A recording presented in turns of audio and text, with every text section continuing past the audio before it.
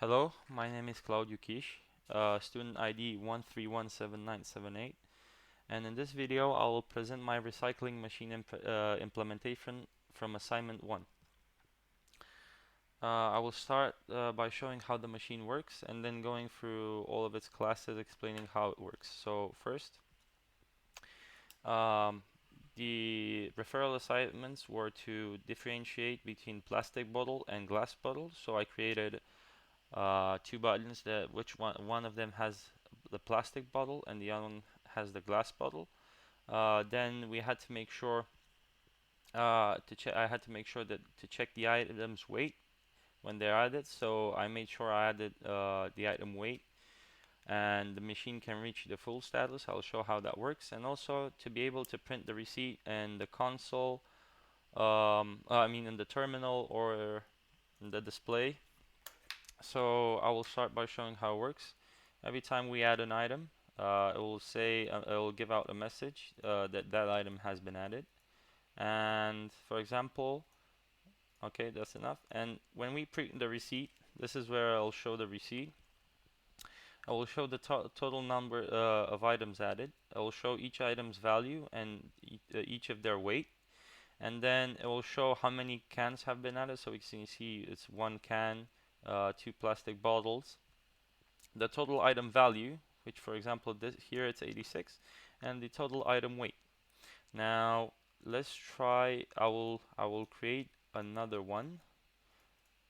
Okay, for example, but this time I will click the checkbox view in console. So if I print the receipt now, we can see that I can see the full receipt in the terminal. Okay, and now I will try to go to the max weight, so the crate weighs the most. Okay, so I'll add another paper bag, plastic bottle, can. Okay, so now the machine has reached maximum capacity. Okay, I'll print the receipt. I've set up the maximum capacity of the machine to be 300 weight, so right now it reached 297. So every time the machine is going to notice that there's no more space to add the items, it will just say that it has reached the maximum limit and we won't add the items to the receipt anymore. And again, it creates a receipt compared to what I did. Again, the crate's item weight is 70, being 297. And the difference between plastic bottle and glass bottle, they have different item values and different item weights, and again the receipt will be created. So let's explain. Firstly, I had to create 5 classes to represent the items. These have been bottle, bottle glass, can, crate, and paper bag. So because I was asked to differentiate between a plastic bottle and a glass bottle, what I did is I used the bottle class, which was already created, and just edit it. So when it does give out the name, it does plastic bottle, and for glass bottle, I created a new class called glass bottle, and again, when it's requested, it'll give out glass bottle. Of course, each of these items has their own weight and their own size, and then they have a method inside which will return their value, their name, which I created for one of the practicals, and their weight for the maximum weight of the machine. So each of these items has these properties like as weight, size, value, name. Okay, paper bag. Now the next class I will be showing is the deposit item. The deposit item is an abstract class, and which is extended by every one of the classes that contains the items. And one second. And it has the items as subclasses. It provides a common interface for the objects. So I can use the deposit item, and I have access to all of the items depending on which item I choose to use. I will show later on. I will look at the receipt basis. So the receipt basis uses the deposit items created earlier, and it creates a vector of those deposit items. So this vector, for each instance of a vector, every instance will have all the values of the items. So this vector will be called myItems and will be initialized as a new vector of type deposit item. I also created two variables called the weight and total weight. And the first method, which it has, it's called add item. And what this does is checks if the item matches the weight of the machine, meaning that first of all, I will initialize the weight and will give the item that was given to the method. I will give the item weight to the weight, and then initiate and instantiate received as false. Now, I have an if and else statement, pretty easy. It will check if the weight, which I added here, is lower than 300, then the vector myItems will add the item to it. The item number will get the value of myItem index of item. So it will be possible to trace where the item is in that vector, and also give that received is true. So it will confirm that the item has been added to the receipt.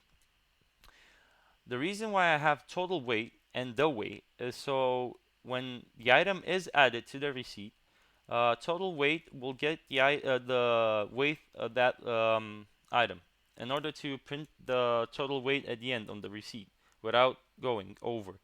If I used the weight to print the receipt, every time an item is added or tries to be added, it will increase the weight, and that meant that I wouldn't get the right weight anymore. Else, if it goes over the weight, so it has to be equal or less. If it goes over the weight, it'll say that it received false, so it won't be added to the receipt anymore. Another method that this class has is called compute sum, and what compute sum is, it basically creates the receipt. Yeah, so compute sum creates the receipt. I will start explaining this. So we create a new receipt string which will hold the full receipt. I initialize a new integer for all the items, so I can tell how many of each item has been added on the receipt. And I also initialize a variable called item order, which I will use to start the order of the items on the receipt from 1 instead of 0. Now, I just make the receipt, I just add this line so it looks better. So it'll just add this on the first line. Then because it uses new line here, it'll add this on the next line, and so on. Also it uses line separator to create a space between the lines. Now, we come to this for loop. I mean, it'll go through all the items in the vector myItems, and it will check each item in the vector. Now, if the item name, which is stored in that vector, is equal to can, then cans gets the value of plus plus. For this, meaning that right now it was 0, so the first time we add it, being plus plus, it'll be cans equals cans plus 1, so it'll be 1. Every time it'll detect a can, it'll add 1 to cans, and same goes for all the other items that have been added to the machine. Now, after it does this, I will have the total items that have been added as cans have, how many cans have been added, how many bottles. Next, the holder gets the format string, which what this is, it chooses the way it will print out the string. So I use item order to start the list of items. Then it will give out the item name using item.itemName iname, which this iname is the variable I used so to hold the name of each item. So when I call the item.iname, it will just get the name that I initially set up, and same goes for iWeight and value. Okay, next it'll show the item value as item.value, and the item weight as item.weight. It already knows all of those values from here. Now the receipt is just oh yeah, every in the end the sum gets the value of the initial sum plus the item value. So the sum will always keep the total value of the items. And next, what I did here is basically just make the receipt summary, which adds the string. For example, this line, I'll just say that the total cans added, and I'll say the variable I created here. Yeah, and I'll basically say how many there were. And in the end, it just has the final line, which says the total item value, and we'll use sum, and the total item weight, which will use total weight. Okay. Next one, we'll go into the receipt printer. The receipt printer is used to print the final um, um, what's it? Receipt. It has three methods. So this one, what it will do, it's called print, and it will take the string that is given to it and do a system out that print line using that string. So it basically prints that the message, the receipt that has been created, and the receipt basis in the console. For example, here, I have another method called print in GUI, and again, it'll just get that string. And the way I print my messages in the GUI, I created text area for that, and it'll just use the method I created in the recycling GUI to print this string onto the text area, which I will show a bit later. And I have another method, print message, which I only use for the information windows. What it does is it'll check if the checkbox on the GUI has been selected, and because I use that checkbox to determine how the receipt will be printed, if it is checked, it will print it in the console. Otherwise, it will print it in the GUI. Now, the next class I will show is the printer interface. The printer interface is used for the receipt printer and will be used to print these strings. What it does is it defines the behavior of these methods, and because the receipt printer implements the printer interface, the printer interface knows what these methods do, and it's easier to use it to print the message because I have everything grouped up. Okay, next I will go to the deposit item receiver. Okay, so in the deposit item receiver, we need to initialize a new receipt basis called the receipt basis, and a new printer interface that is called printer. Now, when the program starts, it will create the receipt basis method, which is pretty simple. The receipt basis equals new receipt basis, so initializes the receipt basis that I created here. Now here classify items. So it will take the integer that is given to it, and then it will check if that integer is equal to 1. It will say that the item that has been added is a can. If it's 2, bottle, 3 crate, and so on, 4 paper bag, and 5 bottle glass. And if the receipt basis, when we're doing this, is full, it will create a receipt basis. Now, if the receipt basis dot add items item, now if the receipt basis checks, in the receipt basis, we use add item and pass the item to it. So that function, that method, will check the item weight and the total weight. So it will print it will add the item to the machine if it doesn't go over the limit, and if it does, it will say it will use print machine full, which is a method I created down here. I'll get to it in a second. Um, print receipt basis, um, which uses the console view I created on the GUI. So it will go if the receipt basis is equal to 0, it'll create the receipt basis first, and then it will create the string. It'll create a string called str, and we'll use the compute sum from receipt basis, which is initialized with this, to classify the items given to it. Yes. Okay.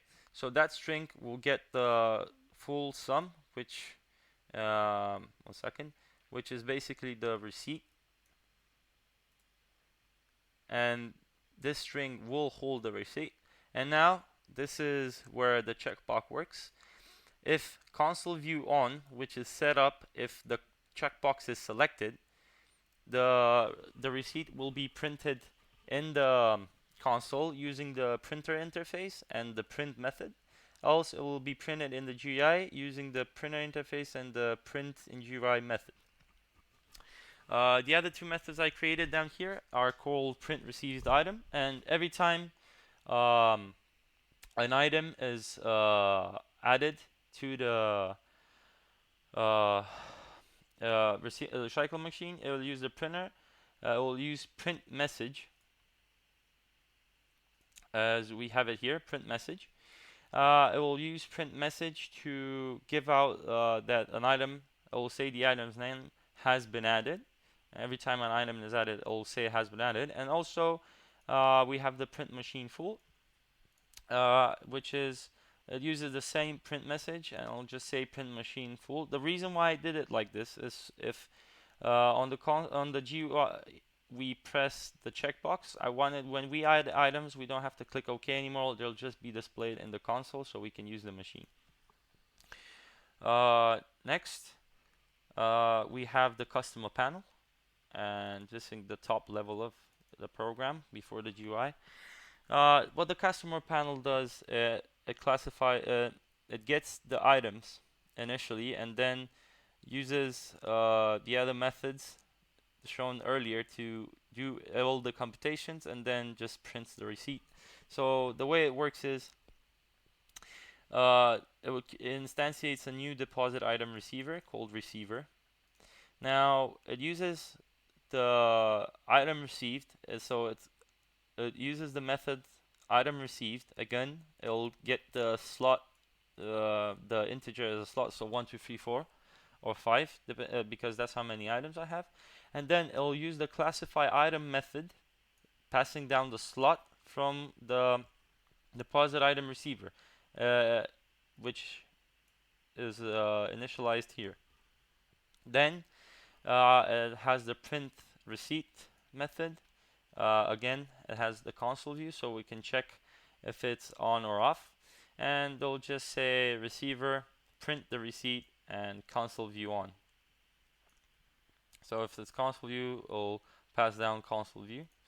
And we were asked to add a GUI that could, instead of using the program like a simple tester where we go my customer panel, add this item, then add that item, we would use a GUI for this. So to make the GUI, I first started creating it. So we received a basic GUI which we have to modify. So the way I did this, I created a GUI as recycling GUI, and which extends the JFrame to create the GUI.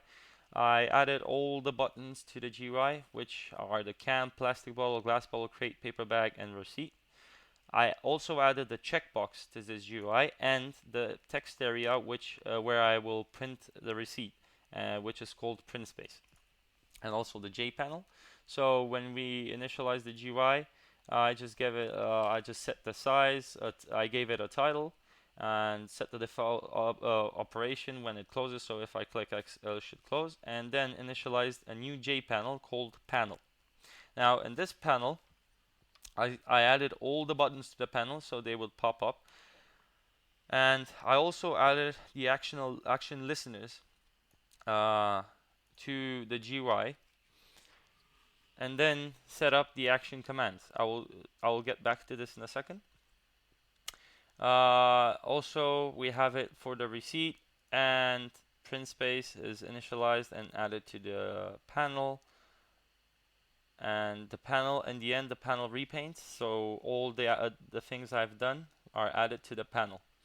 Now, what I want to show is in the main method of the GUI, we initialize a new GUI called myGUI, and then just set that GUI to visible. So when the program starts, for example, like this is why the GUI pops up. Now, I have three methods that I've created in here, which are pretty simple. First method is viewReceipt, and what it does is just sets the print space text. It sets it so it won't be editable, so people can't really click it and start modifying it, and just sets it to the color of the text to black, and then repaints it so it appears. So every time I use viewReceipt, I'll just set the text basically.